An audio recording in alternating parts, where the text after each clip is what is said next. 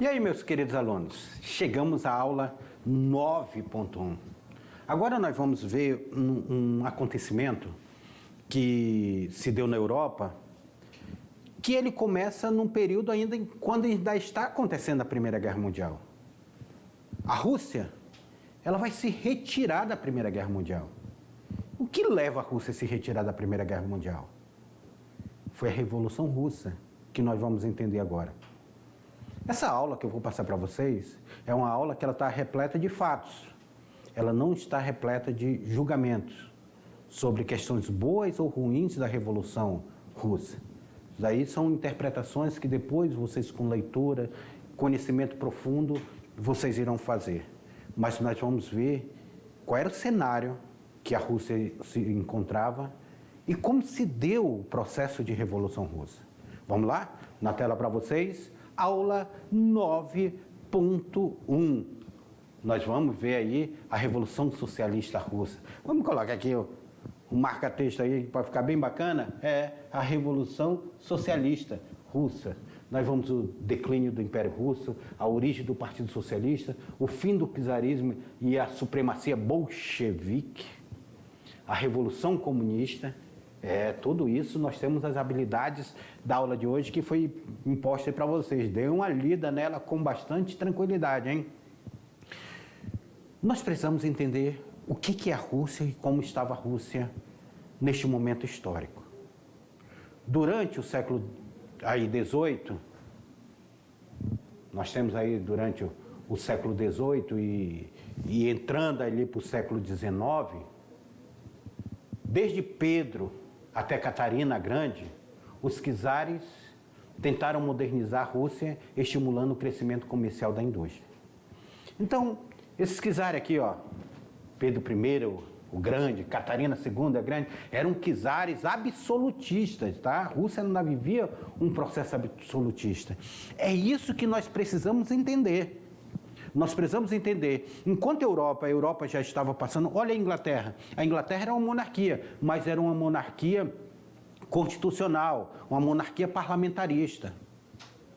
A Revolução Francesa fez com que se derrubasse aí as monarquias absolutistas, mas a Rússia permanecia como uma monarquia absolutista.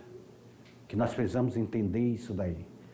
Outro ponto interessante nós observarmos é que as monarquias europeias eram quase todos feitos de uma família só, um era parente do outro. Nós vamos ver que o rei inglês era parente do czar russo. A monarquia na Rússia era chamado de czar, o líder, não de rei, é czar, tá? Vamos lá, continuando na tela para vocês, então nós estamos vendo aí essas monarquias, esse crescimento. Durante o século XIX, a gente já chega no século XIX, esses impérios se configuram como potências ultraconservadoras. É isso que eu quero que vocês observem, ó. Potências ultraconservadoras, desempenhando o papel da vanguarda da contra-revolução na Europa. Qual foi a revolução que eles estavam contra a revolução? Qual era a contra-revolução? A revolução burguesa. A revolução burguesa que nós estávamos na Europa. Então, esse sistema lá da Rússia, esse povo da Rússia que estava ali vivendo e nós estávamos num processo de contra-revolução. Na tela aí para vocês aí, ó. Então, qual é essa contra-revolução? É a Revolução Burguesa que se teve, a Revolução Francesa. O governo de Nicolau I foi o que mais contribuiu para esse atraso russo. Ele desenvolveu uma eficiente polícia política.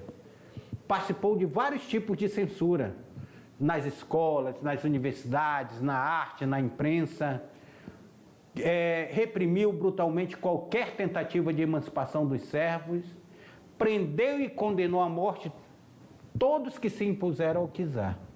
Então, percebam vocês que o Nicolau I, ele vai agir de uma forma muito centralizada, vai ser um czar que ele vai ter o seu poder absoluto. Não poderia ser questionado. Questionava o czar e ia para a morte. A celebração do atraso acabou apenas devido à humilhante derrota na Guerra da Crimeia em 1855. Os sucessores do Nicolau até tentaram modernizar o Império, como tivemos aí o Alexandre II, que vai acabar oficialmente com a servidão. A servidão, gente. A Rússia, tardiamente, ainda existia um processo de servidão na Rússia. Era um latifúndio muito grande. O Alexandre III fez o possível para atrair capitais estrangeiros para a Rússia, a fim de industrializar o país. Entretanto, a situação dos servos mudou muito pouco e a industrialização restringiu um pouco das cidades. Então, nós estamos percebendo que a Rússia que nós estamos vivendo neste momento, é uma Rússia ainda onde essa relação camponesa é uma relação camponesa forte, é uma Rússia que ela ainda não se desprendeu lá da Idade Média. É uma Rússia que ela vai... Os czares russos que vão aparecer são os czares que ainda estão lá do Pedro Grande, da Catarina o Grande, os outros czares como Nicolau I. Eles são czares que ainda estão dentro de um processo centralizador. A população do campo... A Rússia ela vai tardiamente se industrializar, em comparação de outros países da Europa. E olha que a Rússia é o maior país europeu, com maior extensão, país com maior população, com maior exército. A Rússia ela tem matéria-prima à vontade, mas ela ainda está presa ao antigo regime. O Alexandre II, o Alexandre III aí, eles ainda estão presos a esse antigo regime. Tem uma prisão muito grande para esse antigo regime. Então, nós estamos percebendo que a Rússia, ela não conseguiu ainda avançar do que devia. Na tela para vocês.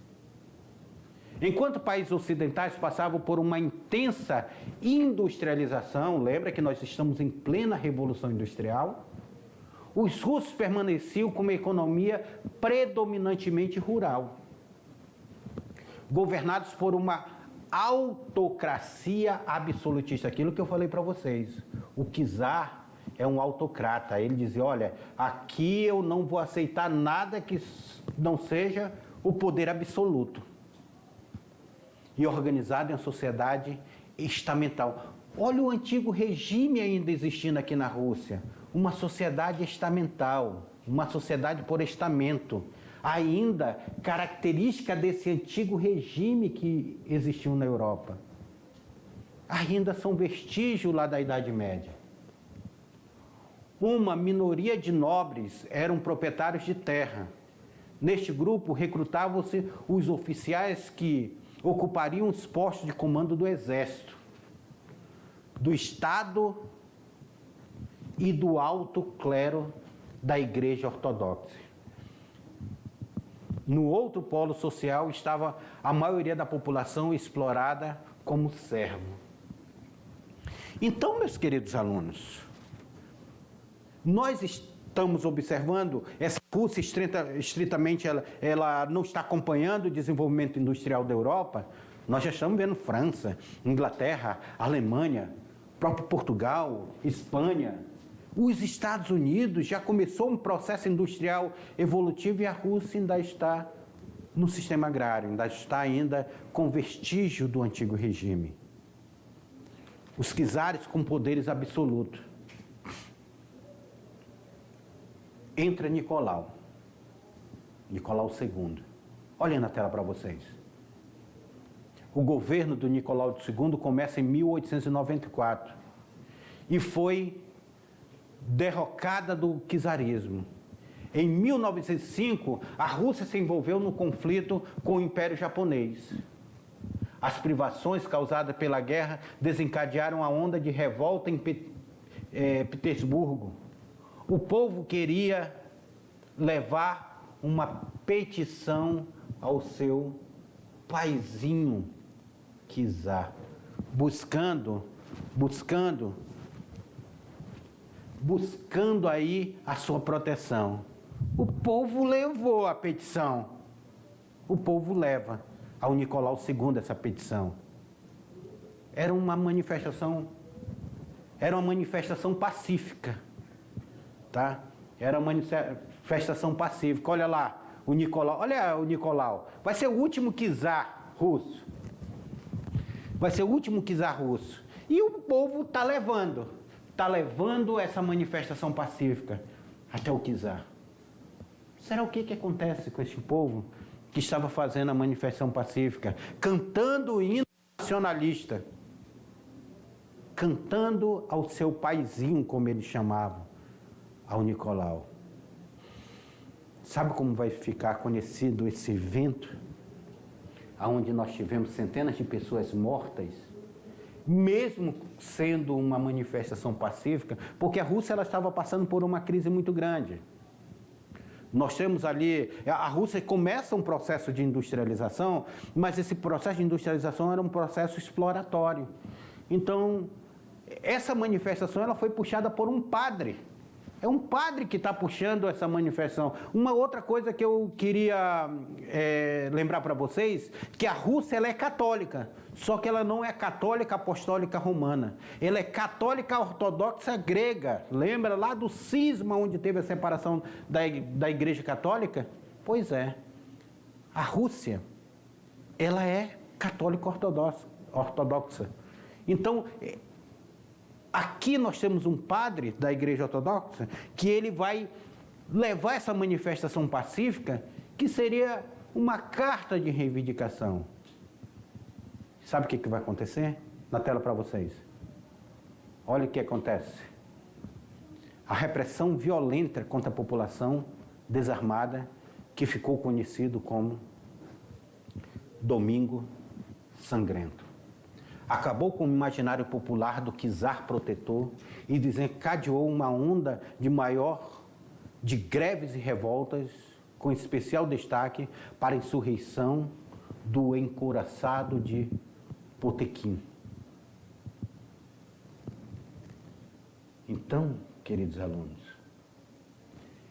essa situação levou à derrocada dos russos na guerra russo-japonesa e obrigou ao czar a programar medidas liberalizantes, como a formação de uma Duma e a elaboração de uma Constituição para conter a insatisfação popular. Aqui nessa manifestação, a população não estava esperando a derrubada do czar. Ela não estava protestando para derrubar o czar. Ela só queria levar algumas reivindicações para a melhoria. Só que o czarismo não vai aceitar. O Domingo Sangrento, aqui existe relato que a neve ficou tomada de sangue. Não é retratado nesse quadro não, mas tem outros quadros que retratam a neve tomada de sangue nesse Domingo Sangrento, onde as forças militares russas vão massacrar o seu próprio povo. Acabou o imaginário popular. Aquilo que se achava que iria dar medo ao povo e controlar o povo das manifestações, fez com que esse povo partisse para a rua. Que esse povo partisse para as manifestações, para as reivindicações. O czar, que era absolutista, de uma hora para outra cria-se uma Duma. Professor, o que vai ser essa Duma? A Duma é como se fosse um congresso. A participação de um parlamento. A Duma é um parlamento. É feito, então, uma constituição para a Rússia. Deixou-se de ser um poder absolutista e passou a um poder constitucional. Mas não conseguiu conter a insatisfação popular. Não conseguiu conter essa insatisfação popular, que nós vamos ter várias manifestações. Aí coloquei na tela para vocês, ó. Na tela aí para vocês o encouraçado de Potemkin, que nós vamos ter aí essa revolta do encouraçado, essa tomada do encouraçado. E essa revolta popular vão fazer com que abram-se caminho para o processo revolucionário. Essa revolta do Domingo Sangrento vão fazer que abra o caminho para a Revolução Russa. E Nicolau II, na tela. Nicolau II? Nicolau II não pretendia cumprir as promessas. E assim que conseguiu desarticular as manifestações e organizar as forças repressivas, recuou de suas propostas. Não vai ter mais Duma, não. Não vai ter mais Constituição, não, dizia ele. De tal forma que, em 1914, a Rússia estava às portas de outra crise política e social, que foi desarticulada graças à iminência da Grande Guerra e o patriotismo das massas populares. Olha, o povo russo era um povo muito patriota. Mesmo eles tendo sido massacrados, mesmo o Nicolau não cumprindo depois as suas promessas da Duma, mesmo o Nicolau recuando, em 1914, estava lá nas portas, batendo, É a crise política chegando. Estava tendo uma nova crise política. Por sorte ou azar russo, nós temos aí a Grande Guerra também batendo na porta em 1914, onde a Rússia vai ser grande protagonista dessa guerra. E o povo russo, o exército russo, vai entrar de corpo e alma dentro dessa guerra de 1914. Vão lutar em nome do czar. Mas, de uma hora para outra, a Rússia vai ter que sair da guerra. Por que a Rússia saiu da guerra? Aí que nós precisamos entender, na tela para vocês, precisamos entender aí a origem do Partido Socialista. Como é que se dá lá a origem dele lá na Rússia? Nós vamos ver que em 1998, ideais socialistas passaram a ser difundidos através da criação do partido com ideias marxistas, como o Partido Operário Socialista da Democracia Russo, que teve como seu líder ele, Lenin e Trotsky, grande líder desse partido. Dentro do Partido Operário, divergências surgiram, lá dentro do Partido Operário, que uma separação ocorresse. De um lado nós temos aí os bolcheviques. Bolcheviques significavam maioria. E de outro lado os mencheviques, que era a minoria. Suas diferenças estavam associadas à teoria marxista. Um grupo liderado por Lenin, que eram os bolcheviques, queria a conquista do poder por meio da Revolução Socialista, implantando uma ditadura do proletariado. Então, aqui, na formação do Partido Socialista Russo, começa a entrar essas teorias marxistas, os bolcheviques. Só que os mencheviques não queriam uma revolução socialista. Eles queriam uma revolução burguesa. Lembra da Revolução Francesa? A Revolução Francesa não teve uma mudança, não derrubou o absolutismo, mas era uma revolução burguesa, era a burguesia que controlava. No caso lá da Revolução Francesa, nós temos a pequena burguesia e nós temos a alta burguesia ali controlando. Na Rússia, nós temos os bolcheviques e os mencheviques. Os bolcheviques queriam a revolução socialista. Os mencheviques queriam uma revolução mais ligada ao liberalismo, mais ligado à revolução burguesa. E isso também gera um conflito interno. Na tela. O grupo liderado por Martov, aqui ó, Martov, um grupo nós já vimos que foi liderado por quem? Por Lenin e por Trotsky. E o outro grupo era liderado por Martov, que era o líder dos mencheviques. Martov, ele buscava unir a burguesia. Olha aí, ó, ele dizia, não, a burguesia ela precisa ser aliada a nós. Essa burguesia nacional ela precisa vir aliada a nós. para promover uma revolução francesa dentro da Rússia. E assim, tendo o seguinte plano, implementar a Revolução Socialista na Rússia por via eleitoral. Dizer, a Revolução Socialista ela pode chegar, mas por via eleitoral, e não pela ditadura do proletariado. Então, aí nós já estamos observando que na própria Revolução, nós temos dois grupos opositores. Nós temos os bolcheviques e os mencheviques. As ideias marxistas elas estão entrando dentro dessa Rússia que ela está passando por um processo de industrialização. Aqueles movimentos que estavam lá na Rússia, que eram movimentos anteriormente estritamente rural, agora eles deixam de ser movimentos rurais e passam a ser movimentos urbanos com o aparecimento das fábricas, com o fortalecimento das fábricas, porque dentro da Revolução Socialista, o capitalismo ele precisa se desenvolver para depois ele ser quebrado e ser tomado pelo proletariado. É essa a filosofia, a ditadura do proletariado. Então, como fazer isso? De que forma fazer isso? Mas os outros não diziam, não, nós precisamos fazer uma revolução onde nós derrubemos o absolutismo do czar e coloque-se esse absolutismo, coloque-se esse controle do poder na mão da burguesia. Há uma mudança aí. Na tela para vocês. O fim do czarismo e a supremacia dos bolcheviques. Como acaba a família do czar? Essa crise do czar. Como agora os bolcheviques vão tomar o poder?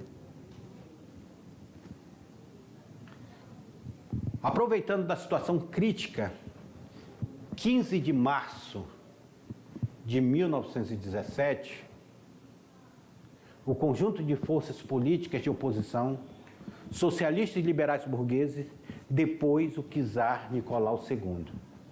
Então, Nicolau II perde o poder. Tinha início, assim, a Revolução Russa.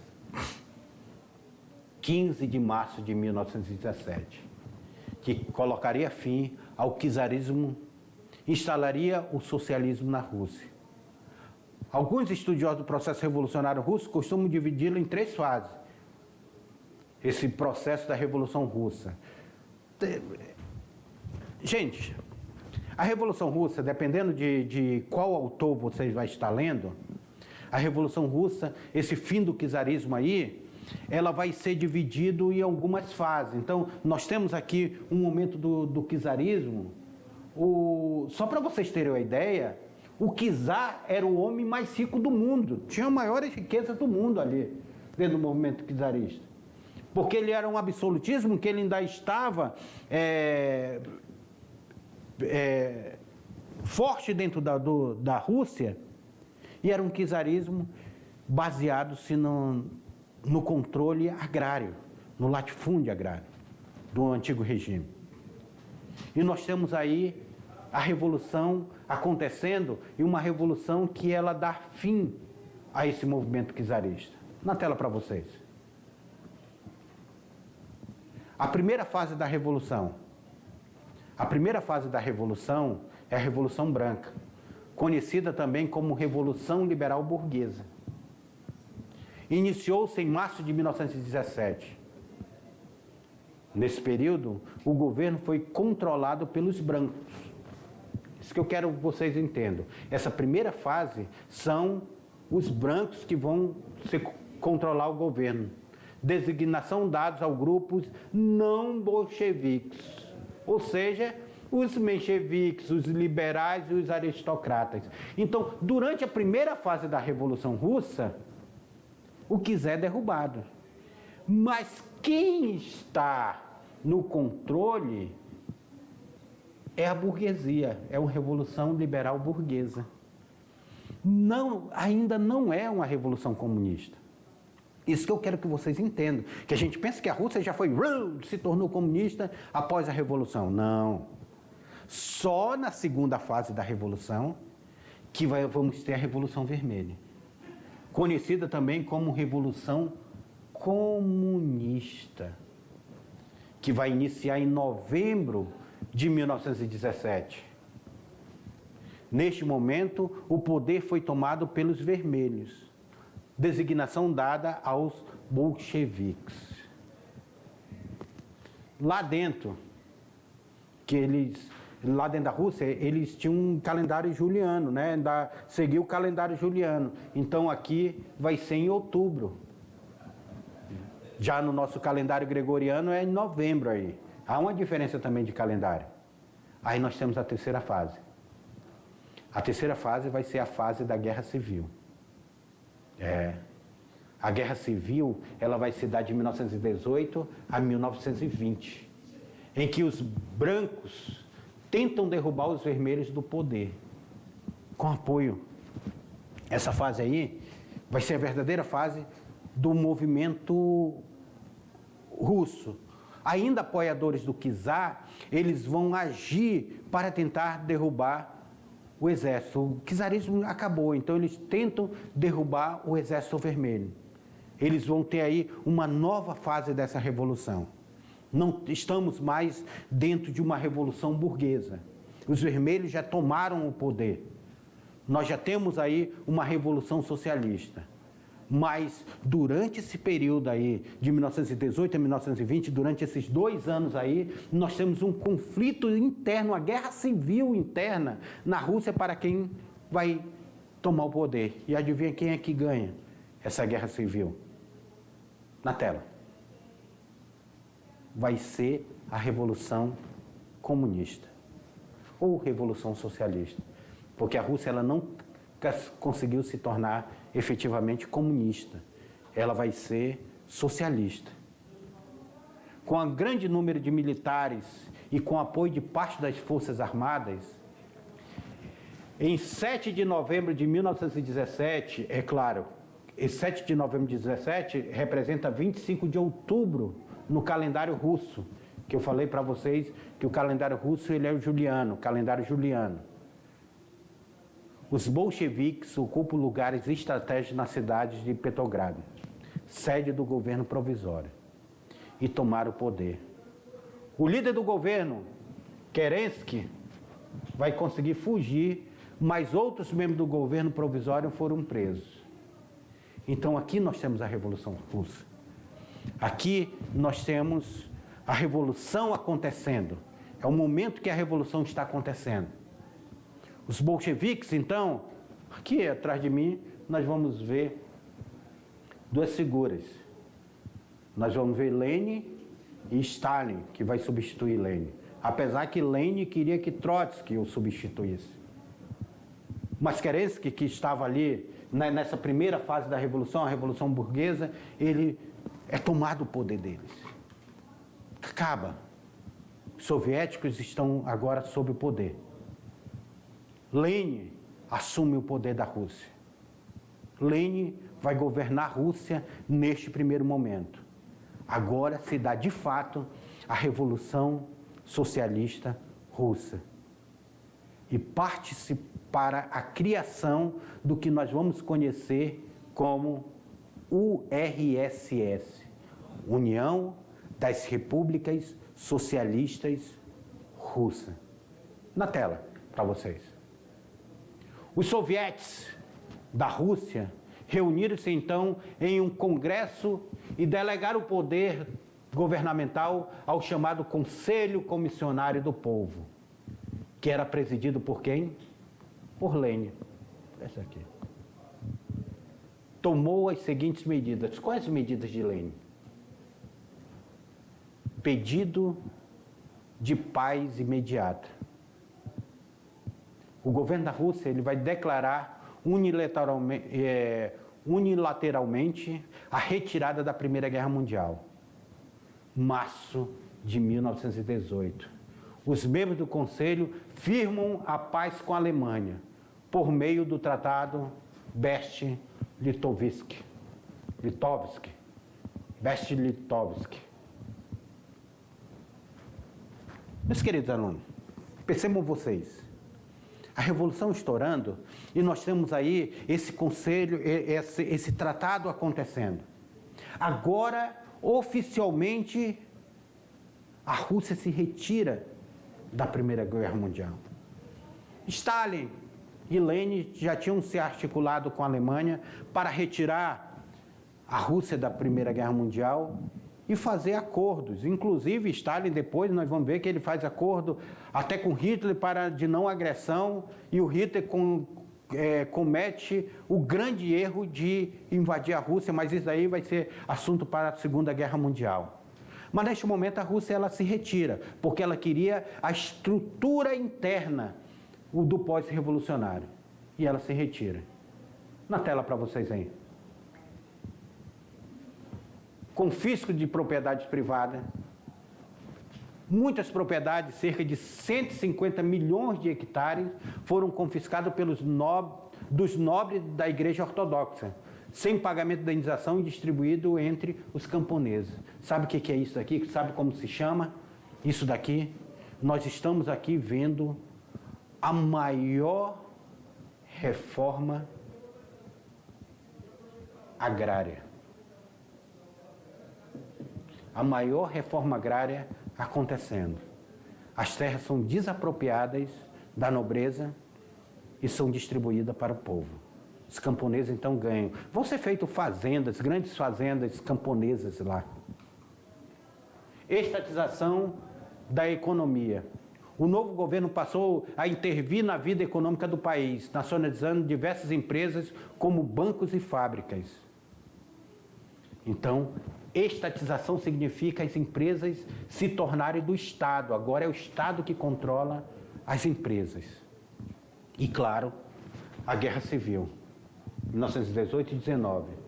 Para consolidar a chamada Revolução Socialista, os bolcheviques tiveram que enfrentar as forças políticas ligadas à monarquia russa em uma guerra civil. Aí que nós vamos ver essas figuras. Após violento conflito, o governo bolchevique conseguiu manter o poder graças à resistência militar do Exército Vermelho. Quem era que liderava o Exército Vermelho? Essas três figuras aqui. Principalmente Trotsky, que vai sair vitorioso. Trotsky, Lenin e Stalin. As três figuras principais dessa Revolução Russa. Os membros do Partido Bolchevique, que em 1918 mudaram o nome para Partido Comunista, firmaram sua posição no comando do governo. Então, os bolcheviques, ao se afirmarem no governo, em 1918, eles mudam. Agora, nosso partido não é da maioria, não é partido bolchevique. Nós vamos agora, a revolução deixou de ser bolchevique, ela vai ser a Revolução Comunista. É criado o Partido Comunista Russo, fortalecido o Partido Comunista Russo. Até porque Lenin, Stalin e Trotsky, eles vinham dessa filosofia marxista, eles trazem a filosofia marxista para dentro da Rússia. Na tela para vocês. A Revolução Comunista, então, causou temor em grupo no mundo inteiro, principalmente entre os capitalistas. Estes consideravam que o socialismo poderia representar uma ameaça para a riqueza privada. Uma ameaça para a riqueza privada. Meus queridos alunos, aqui foi apenas uma parte, uma introdução que vocês irão ver com documentários, com texto, com filmes, mais detalhadamente sobre esse assunto. Mas foi mais ou menos assim que se deu a Revolução Russa. Percebam vocês, não foi de uma hora para outra, puf, estourou. Nós estamos passando por crise na Rússia, nós temos aí uma luta entre a burguesia e os bolcheviques dentro da Rússia. E aí eles se consolidaram. Quando eles se consolidaram, causou um medo muito grande. Lenin assume o poder, e esse poder que ele queria passar para Trotsky, não chega na mão do Trotsky, vai chegar na mão do secretário do partido, Stalin. Mas o stalinismo é uma outra história. E hoje a nossa aula fica por aqui. Até a próxima.